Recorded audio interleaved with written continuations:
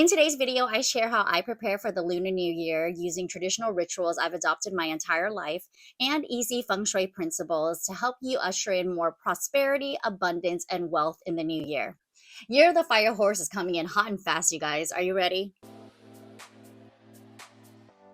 I always feel like after Christmas, you're constantly rushing, right? You're coming down from the high of this like holiday frenzy, and then New Year's hits. And I'm always like, oh my gosh, the house isn't even clean yet, the tree's not even down. And then now I need to make resolutions. Like, I'm not ready. Which is why when the Lunar New Year starts, usually at the end of January, but this year it starts on February 17th in exactly 15 days. It's just like, it's so welcome. It just gives me time to kind of rest, recharge, and collect my thoughts before we jump into a brand new year. Okay, the first half of the video is going to kind of detail everything that I do, all the rituals that I partake in to gear myself up for the Lunar New Year. And in the second half of the video, I do want to break down what the Year of the Fire Horse means for us coming into 2026. When I began adopting these rituals, I mean, you guys, I was a little girl in grade school, okay? It had nothing to do with Feng Shui. I didn't even know what Feng Shui was.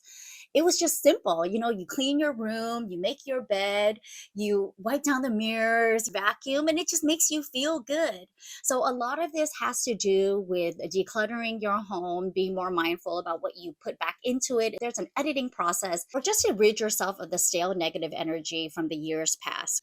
I just want a clean blank slate. 3 weeks before Lunar New Year, this is how I get down and dirty in my house. Okay, it's all about decluttering. I always make sure that I have three piles, you know, a donate pile, a trash pile, and a recycle pile. And I get really, really ruthless with my things. We are also in the middle of a renovation slash move. I'm still filming this in my current house. So even though I'm going to declutter the home, I'm also preparing for this move. So we're almost like hitting two birds with one stone here. As I go through every single room to figure out, you know, what stays and what goes, I always want to make sure that everything's in working order as well.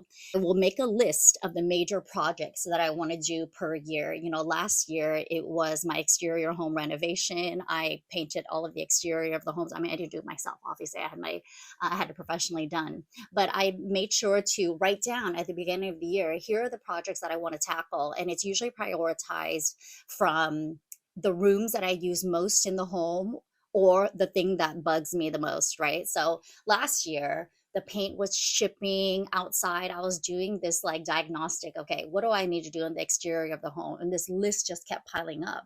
So then that brings that exterior home painting facade right up to the top of the list. That's one of the things that I tackled first. 3 weeks before Lunar New Year is all about deep cleaning for me. Next was my kitchen. You know, I was fully planning on a kitchen renovation this year, and, you know, we got super lucky. We bought a new house, but it doesn't mean I'm not going to clean the kitchen. Always think about every single room in the home and starting from the top down, which means I am cleaning the ceiling. Yes, the ceiling. Get all, you know, get your Swiffer extendable rod out and start cleaning all those little cracks and crevices. You clean the hood. I usually just take like a magic eraser to this, and then I'll come back over it with like a disinfectant wipe. I'll clean and wipe down all of the appliances.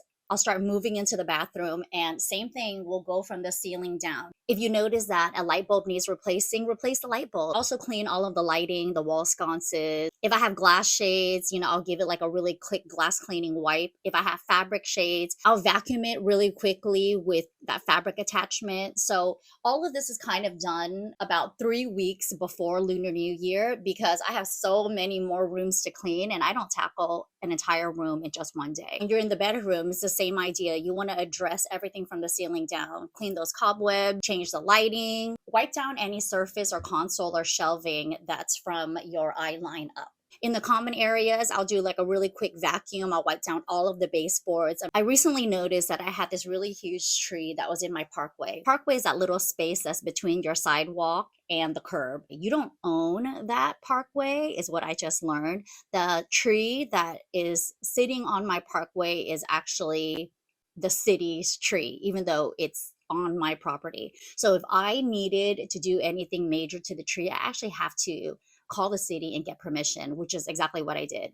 I got permission to cut down a branch of the tree because the branch was actually infringing into my house. With Feng Shui, it's all about symbolism, right? Now I'm trying to clear the chi, I'm trying to clear the energy. So more auspicious, positive energy can flow into my home. But the tree was at an angle. It almost looked like it was going to fall into my house. And symbolically, nobody wants that, right? Not even symbolically. I mean, physically, who wants that? I mean, this branch has been there for so long. Integrity wise, it's there's not nothing's going to happen to it. You also want to address the front door, which we consider the mouth of chi. This is where all of your good energy enters the home. The front door energy, I'm actually looking at my front door right now. You know, Feng Shui loves symmetry. Like, it likes symmetrical plants, it likes symmetrical lighting, it just likes a lot of very symmetrical items because that is what chi loves. It doesn't confuse chi, it doesn't block chi. There's a very clear and straightforward path. If you have like a lot of debris, you have leaves, you have dead branches, you have dead flowers, you want to trim all of that off, you know, prune everything so it just looks nice and proper. There's another layer of all of my feng shui rituals. One is house and one is like personal, right? All about me. I always cut and color my hair about 2 to 3 weeks before the new year. Now, why do I cut my hair? Superstition is that your hair is holding a lot of your energy as well, right? So is the energy from last year that I want to leave behind. So I'm going to go ahead and I'm going to cut all that off. So you're cutting off that dead energy from years past, okay? And I also color my hair, so I get like this little refresh, which I actually just did. Don't want to cut your hair, I would say like 30 days after the start of the Lunar New Year, because symbolically, that just means that you're cutting off the potential good energy that you're harnessing in the new year. So that's why you don't want to cut, you don't want to clean, you don't want to do any of those things that takes away the good energy just as you're receiving it. I'm 3/4 Chinese and a quarter Vietnamese. I mean, I consider myself half-half just because I speak Vietnamese, but I don't speak Chinese. Growing up, the cultural traditions were always blurred to me. I never knew there was a distinction between the Vietnamese culture and the Chinese culture because they were so closely interrelated. 3 weeks before Lunar New Year, I always go out and I buy flowers. And the reason why I buy flowers so early is because traditional Vietnamese flowers like bông mai, it takes a minute to blossom. So even if you're buying these raw branches or wild branches from a nursery or a florist, they won't bloom and blossom right away. So sometimes you even have to like hack into it. I've been known to like hammer right into these really thick, tough stalks to help, you know, the blooms grow faster. Chrysanthemums, same thing. Usually you'll see these like the beautiful, vibrant yellow chrysanthemums in these red foiled pots. The red and the yellows and the golds, I mean, those are very traditional Lunar New Year color. You know, even though I'm a modern mom, like there's a lot of traditional values that I uphold and really love. I'll also go to the bank and I'll exchange money. This is why it's important. So a lot of the prosperity and wealth and abundance that you're going to usher in the new year also has a lot to do with giving, right? It's not just about receiving all of this, it's about giving. Giving new money, new bills, that just signals more wealth and abundance coming your way. In traditional Asian cultures, you give hong bao or lei si or those, you know, little red envelopes to children or the younger generation. Usually it's like college age, but if you're in your 20s and you're not married, you're still gonna get it. We also gift money to the elders as well. A rule of thumb when you're stuffing the red envelopes is to always add at least 2 bills in there. 1 is the loneliest number. But also like it's lonely, right? It's all by itself. So it's all about symbolism. Okay. So 2, you have a friend, you're coupled, there's a pair. So if you wanted to gift like $2, you could put in 2 fresh $1 bills. You could also use a $2 bill, which is very lucky, very auspicious, but I always try for 2. Around the 3-week mark is also when I place orders for custom food. If I'm custom ordering a bánh tét or bánh chưng, it's a traditional Vietnamese rice cake, I guess you can say. Sometimes it's stuffed with like mung bean inside, sometimes they're meat, pork inside. So anything that I custom order, like a roasted pig, if I'm throwing an event, usually happens about that 3-week mark.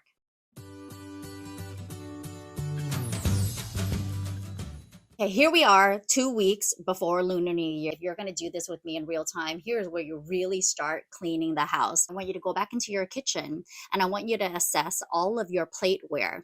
Replace all of the bowls and the plates and the mugs that are chipped, they're broken. That's just bad chi. That's bad energy. You have a choice. You can either eat off a plate that's completely whole and round, or if you're constantly eating one that's like chipped, broken, cracked, it's symbolic. It's almost like a limited resource, and you're constantly feeding that limited resource.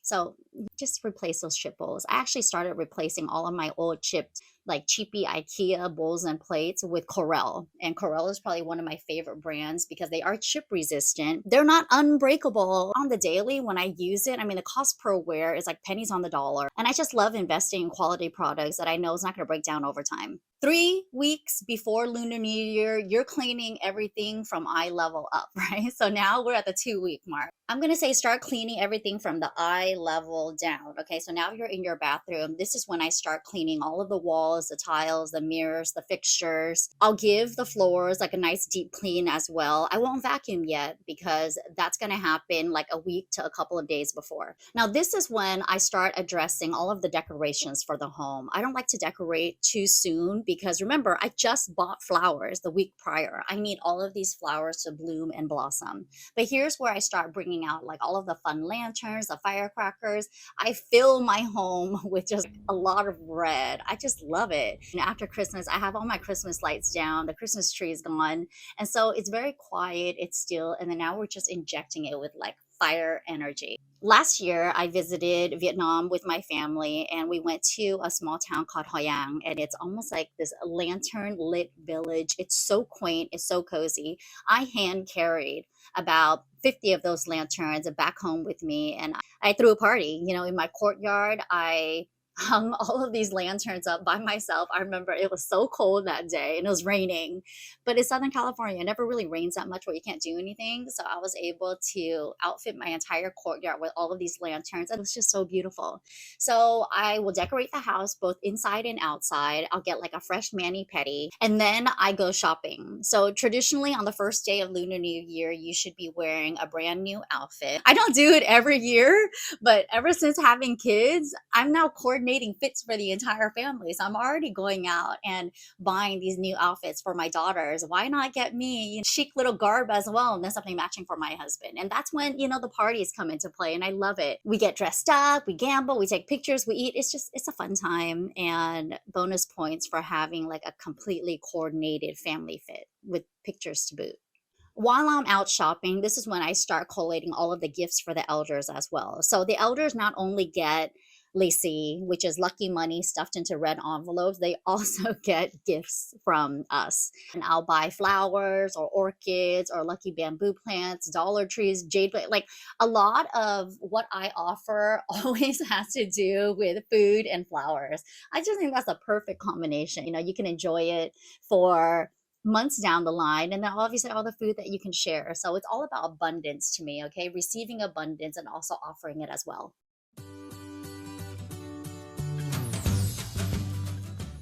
So here we are a week before Lunar New Year and the rituals just get more intense. But this is also when it gets like a little bit more fun, okay? Well, now it's time to get to all of the floors and maybe some of the surface tabletops where the dust has collected, the mirrors, the shelves, the consoles, the surfaces, coffee tables, stuff like that.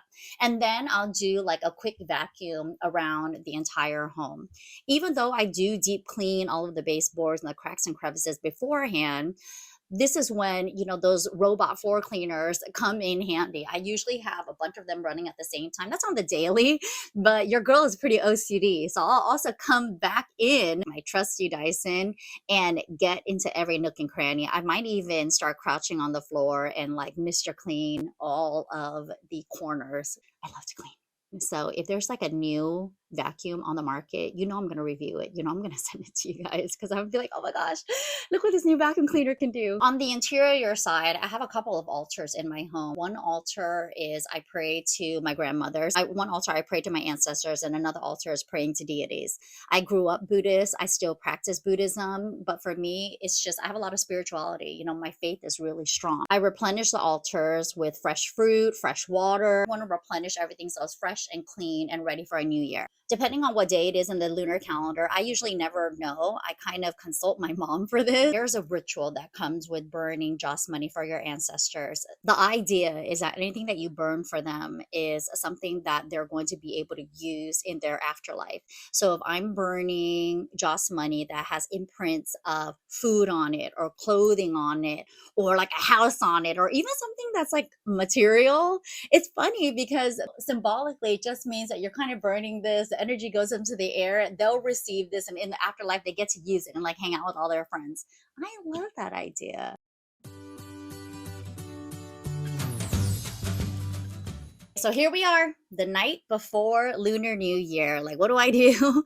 You take out the trash, you do your laundry. When midnight hits, okay, this is very, very important. You want to make sure that the luckiest zodiac sign enters the house first. Now, how do you know what's the luckiest zodiac sign? It changes year to year. So we are coming up on Year of the Fire Horse. So on February 17th, exactly at midnight, you want the luckiest zodiac to enter the house first because they will bless the home and all of the occupants with their lucky, auspicious energy. Now, if it's your year, if you're a horse, traditionally, it's not a great year for you. You're compounded with all of this energy, and you have to be extra cautious when it's your year. So the horse should not enter the house first. The luckiest signs this year, in no particular order, are the tiger, the goat, and the dog. So if you have a tiger, goat, or dog in your family, Khalees, my youngest, is a tiger. We are going to be either keeping her up past midnight. I'm sure she will be up because there's always like firecrackers, fireworks heard all around our community. So it's not so great for the horse, the rat, the ox, and the snake. Now, if I didn't list your zodiac sign, like myself, I'm a monkey. It's a neutral year for you. So exercise caution, don't make any crazy moves, but also take risks as well.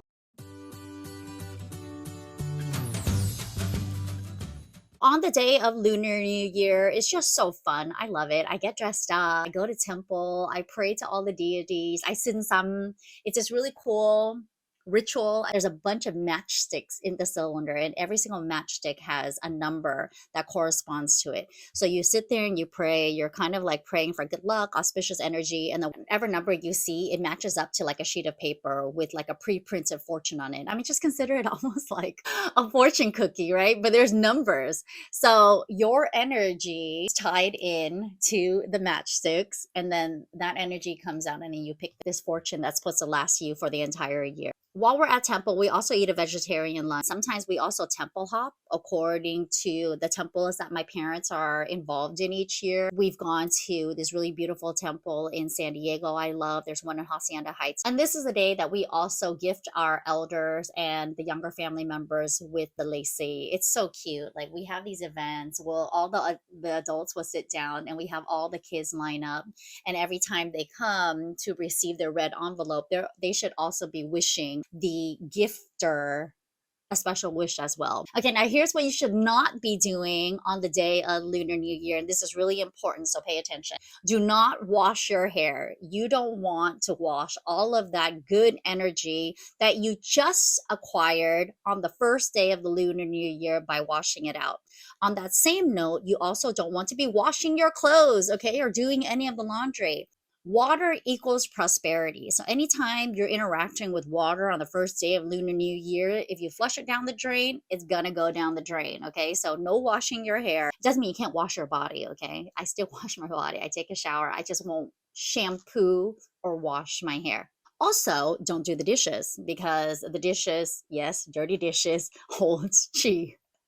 That sounds so ridiculous, but and here we go with that water again, okay? You want to restrict the amount of water that goes down the drain on the first day of Lunar New Year. Quick recap of the nose. No washing your hair, no doing dishes, no taking out the trash, and don't do laundry. Then after that, for days and weeks after the Lunar New Year, we party. Okay, that's probably my favorite part.